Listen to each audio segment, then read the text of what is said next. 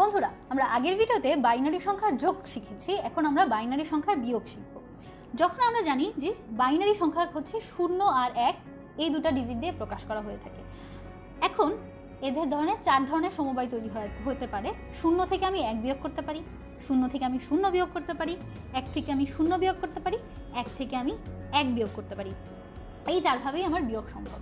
তাহলে এই 4 ধরনের বিয়োগে প্রথমে যখন আমি 0 থেকে 0 বিয়োগ করছি, 0 থেকে 0 বিয়োগ করলে 0ই থাকে।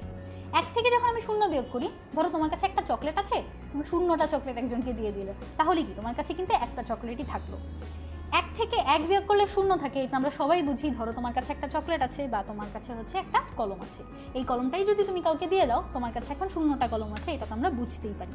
কিন্তু আসল ঝামেলাটা হয় যখন আমরা 0 থেকে 1 বিয়োগ করি। কোনো কিছু নেই, সেখান থেকে আমরা কীভাবে বিয়োগ করব? 0 মানে হচ্ছে এখানে কিছু নেই, এখান থেকে আমাকে 1 বিয়োগ করতে হবে। সেটার জন্য আমরা যা করব, আমাকে বড় করে নিয়ে আসতে হয়। ডেসিমেল সংখ্যাতে আমাদের নিশ্চয়ই মনে আছে যে আমরা কোনো একটা ছোট সংখ্যা থেকে যখন কোনো একটা বড় সংখ্যা বিয়োগ করি, তখন আমরা কি করতাম? একটা বড় করে নিয়ে আসতাম বা ধার নিয়ে আসতাম। ধরো তোমার কাছে টাকা নেই, তুমি অবশ্যই তোমার বন্ধুর কাছ থেকে ধার নিয়ে আসবে। সেই জিনিসটাই এখানে হচ্ছে। আমাদের এখানে 0, এই বন্ধুটির কোনো কিছু নেই, সে কোনো জায়গা থেকে ধার করে নিয়ে আসে। সেই ধার করা অংশটি হচ্ছে 1। মনে মনে ধরে নিলাম যে সে ধার করে নিয়ে আসছে 1। সেই 1টাকে অবশ্যই কিন্তু আমরা পাশে এইভাবে লিখবো না, সেই আমি ধার করে নিয়ে আসছি।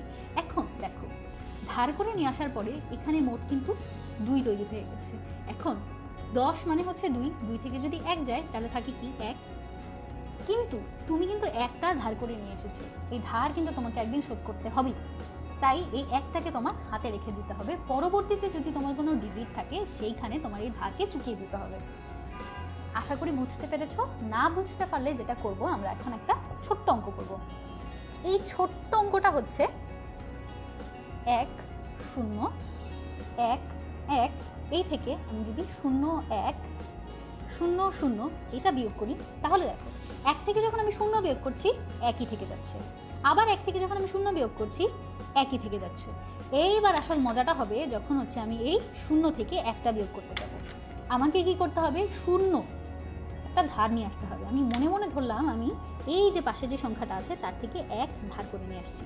এই 1 ধার করে নিয়ে আসার ফলে একটু দেখো তো, এখানে আমি যখন 1 ধার করে নিয়ে আসছি আর আমার এই আগের 0 মিলে 2 তৈরি হয়ে যাচ্ছে। আমার এই 1কে বিয়োগ করলে যা থাকে তা হচ্ছে 1। যেহেতু আমি ধার করে নিয়ে এসেছি, অবশ্যই এই ধার করা 1টাকে এখন আমার ঋণ শোধ করে দিতে হবে। সেইটা হচ্ছে চলে যাবে এখানে 0-এর পরিবর্তে এখানে 1। এই 1 থেকে বিয়োগ হয়ে থেকে যাচ্ছে হচ্ছে 0। তাহলে আমি 1 0 1 1 থেকে 0 1 0 0 বিয়োগ করে পাচ্ছি হচ্ছে 1 1 1। আশা করি বাইনারি সংখ্যার বিয়োগ কিভাবে করতে হয় এই সম্পর্কে তোমাদের ধারণা বেশ পরিষ্কার। তাহলে আজকে এখানেই শেষ করি।